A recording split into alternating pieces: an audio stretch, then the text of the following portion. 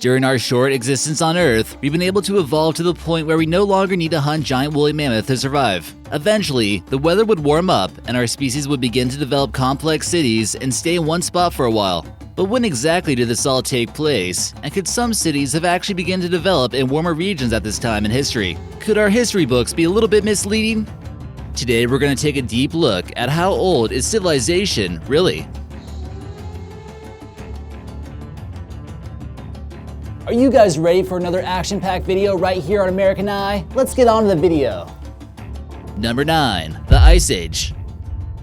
Civilization during the Ice Age, especially in the northern continents, would have been extremely difficult. Large animals such as saber-toothed tigers, woolly mammoths, dire wolves, and other mammals were much better adapted to survive the harsh winter conditions of planet Earth. Doing things necessary for civilization would have been extremely difficult during this period of time, and hunting and gathering was a primary way to gather food. Having a surplus of food would have relied on humans to be able to store meat from their hunts and pick enough berries or seeds to last for a while.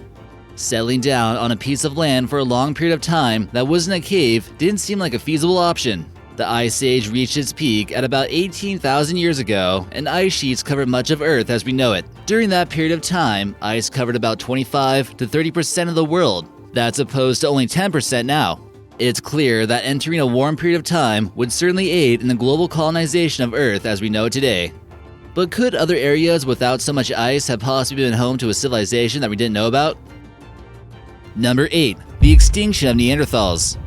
Could Neanderthals have possibly been capable of starting their own civilization over 40,000 years ago before they went extinct? When you typically think of a Neanderthal, you think of a brute, muscular, primitive human-like subspecies not worthy of creating any form of advanced society. Neanderthals are our closest extinct human relative, and much of them is misunderstood. Many of you might contain some Neanderthal DNA and carry some vestigial traits from these ancestors. Ever wonder why you might get rosy cheeks? This is an inherited gene from our distant cousins. Also, the straighter the hair you have, the more similar genetics you have to Neanderthals.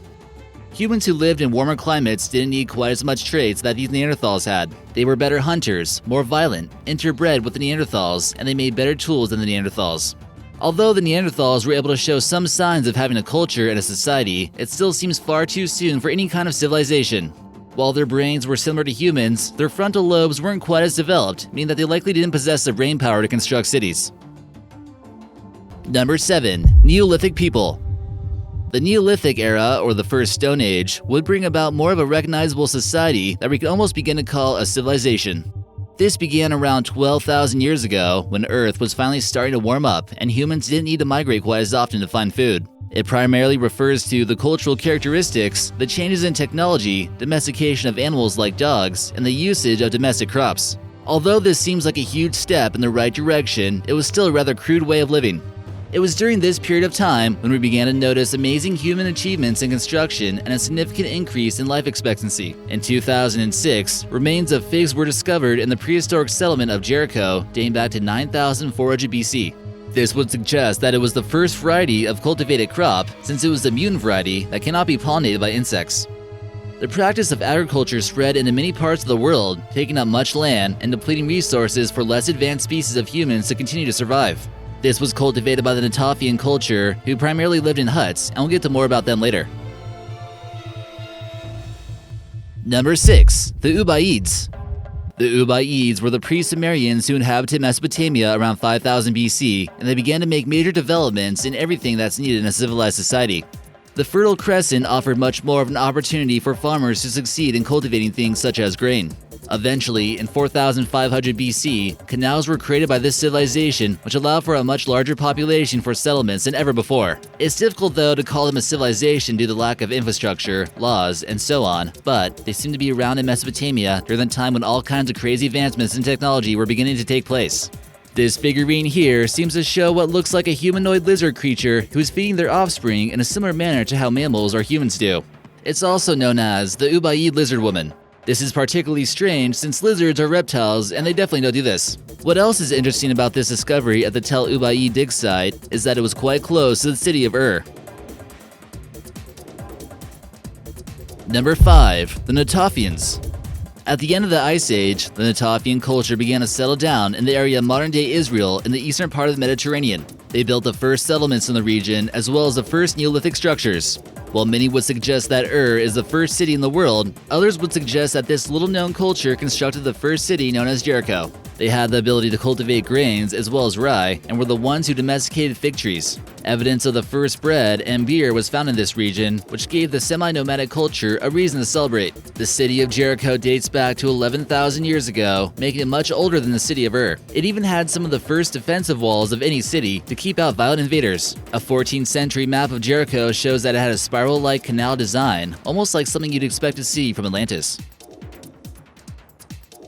Number 4. The city of Ur.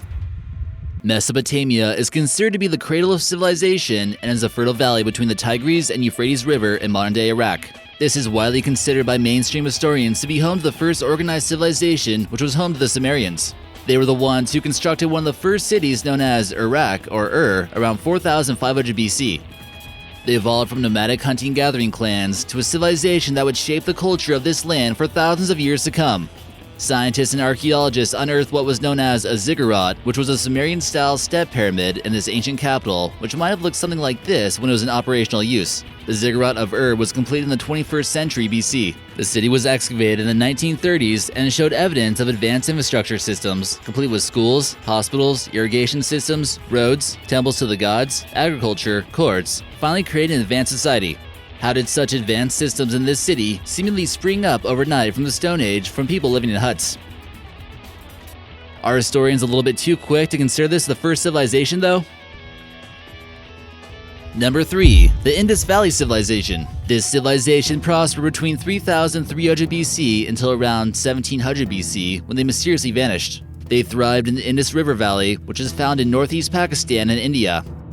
There are signs of religious practices taking place here as far back as 5500 BC. Farming settlements began around 4000 BC and showed signs of urbanization 1,000 years later.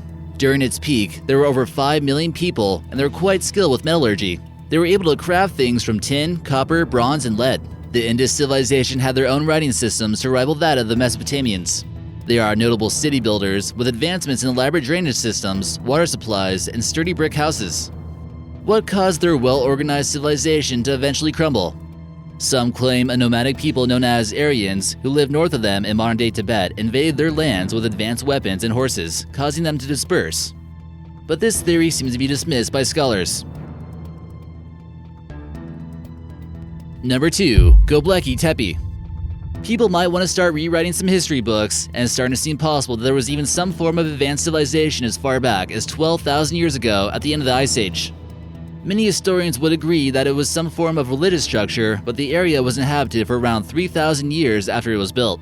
The structure predates Stonehenge, ancient Sumeria, and writing by 6,000 years. Even with modern-day technology, trying to move 60-ton blocks seems nearly impossible. The wheel we know of today wasn't even invented until 3500 BC, which gives you an idea of what they are capable of. Not only that, but also aligns with the rising star of Sirius, which is the brightest visible star with the naked eye. This site wasn't even discovered until 1994, so it makes you wonder what other civilizations are underground that we haven't unearthed yet. And number 1. Early civilizations in the Americas. Considered to be the oldest civilization in the Americas is the Corral Supe civilization, located in Peru, and it was only discovered just recently in the 21st century. Although the site was discovered in 1948 by Paul Kosak, they thought it was really nothing at first. During a more recent investigation, this would indicate that this was actually a highly advanced civilization and the largest and oldest recorded site in the Andean region. Dating back anywhere from 4,000 to 5,000 years ago, it's still not quite as ancient as Sumeria, but it seems a little bit more advanced than some infrastructures found in the Middle East. 20 other villages were discovered nearby, with the city of Corral being the largest and the capital city, you could say. It's now considered to be the oldest civilization in the Americas. It demonstrates a social hierarchy, a working force, a planned city, and helped give rise to the Inca Empire. So which one did you think was the most interesting? Let us know in the comments section, and we'll see you next time.